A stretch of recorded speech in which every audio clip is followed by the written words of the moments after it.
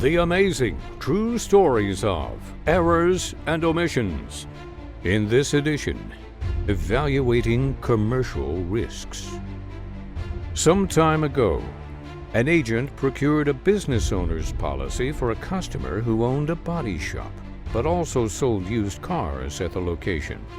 The application listed the risk as a body shop and did not make note of the car sales, even though the customer had clearly explained that aspect of his business to the agent.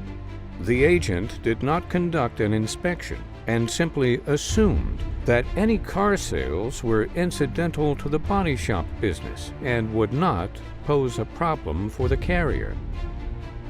That turned out to be a bad assumption once a vehicle was stolen off of the policyholder's lot. During the carrier's investigation, it was discovered that a large portion of the customer's revenue was derived from vehicle sales.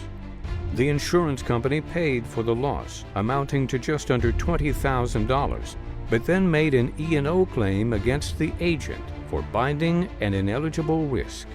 Had the agent performed a site inspection, he would have realized the extent of the customer's car sales.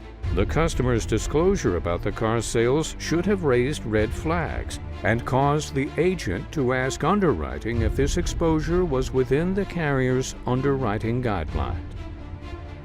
In another example, an agent was writing a general liability policy for a restaurant which was going through a remodel. The agent visited the location to conduct an inspection, but the business was closed during the construction. However, she did notice that the word bar appeared within the name of the restaurant, and the hours of operation were clearly listed on the outside window, noting that the restaurant was open until 2 a.m. Yet the agent still considered the business to be a restaurant because she could not see a bar anywhere in the facility at the time of the inspection. The agent ignored the word bar and the hours of operation and submitted the risk as a fine dining restaurant. And you guessed it, the customer filed a claim for third-party injuries after a fight broke out in the parking lot on one particularly eventful night. During the investigation, the carrier determined that the business was clearly not a fine dining establishment as defined on the application. The carrier rescinded the policy. A claim was made against the agent by the customer, and the E&O carrier had to step in to handle the claim.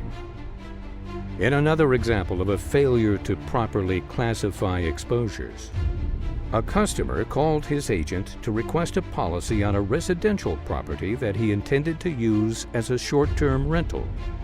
The insurance agent, who was new to the business, simply wrote a homeowner's policy on the property and represented to the customer that the policy should provide him with adequate coverage.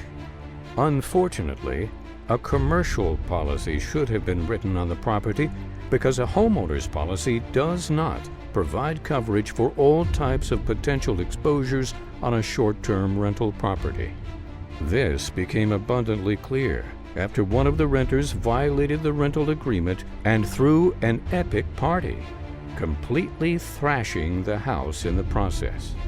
Holes were punched in the walls, windows were smashed, and stains were everywhere. Cleanup costs approached $25,000. The carrier denied the claim based on multiple exclusions existing on the homeowner's policy that precluded coverage for the loss in question. So here's what we've learned. There is no substitute for an on-site inspection where you can observe all business operations and discuss exposures with the customer. Visiting the premises will also help you to properly classify exposures, particularly if the business is a bar, which may be disguising itself as a fine dining restaurant.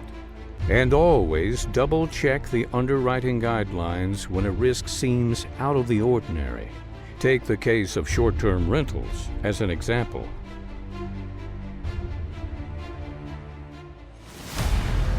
See you next time on The Amazing True Stories of Errors and Omissions. Click on the forward arrow to continue.